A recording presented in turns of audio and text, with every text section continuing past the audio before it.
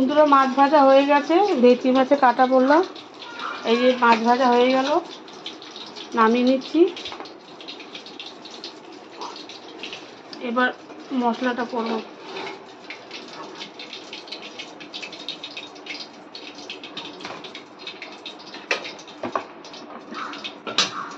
চলো এবার ফোড়ন দেবো। ফোড়নে দিচ্ছি গোটা গরম মশলা, গোটা জিরে, শুকনো লঙ্কা ফোড়নে দেবো। তারপর তোমার দিচ্ছি পেঁয়াজ, কুচনো পেঁয়াজ। এটা ভেটকি মাছের কাটাটা করছি, চিকেন হয়ে গেছে, চিকেনটা দেখাতে পারলাম না, খাবার সময় দেখাবো।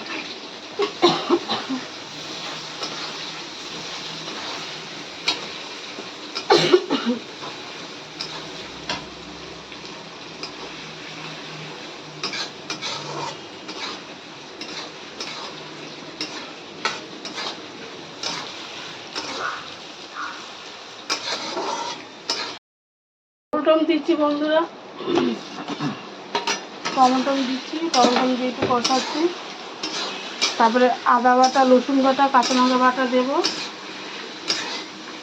আর এই মশলাটার মধ্যে আছে তোমার গুঁড়ো জিরে, ধনে, হলুদ, লঙ্কা। গুঁড়ো মশলাটা জল দিয়ে এরকম করে ভিজিয়ে রাখলে মশলাটা বেশ ভালো হয়, রান্নার রঙটাও আসে।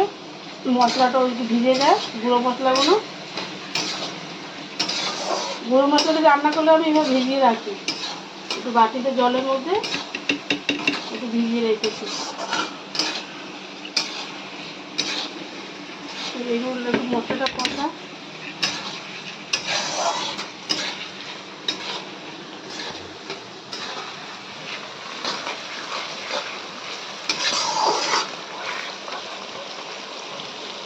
দেখো এটা কষাচ্ছি, পেঁয়াজটা একটু লাল হোক। তারপরে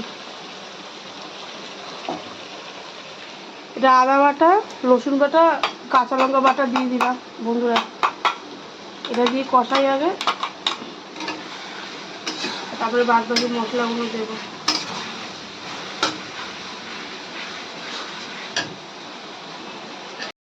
বন্ধুরা দেখো কষাচ্ছি এটা, কালারটা কিরকম একটু বলো। কষাচ্ছি এখন।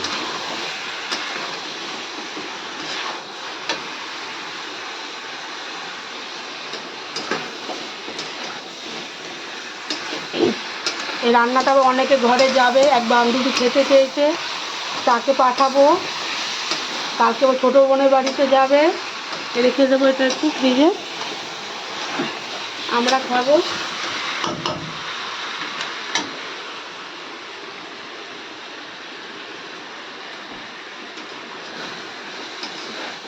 পরে দেখা হবে বন্ধুরা, খাওয়ার সময় দেখা হবে। এখন এই পর্যন্ত থাকলো।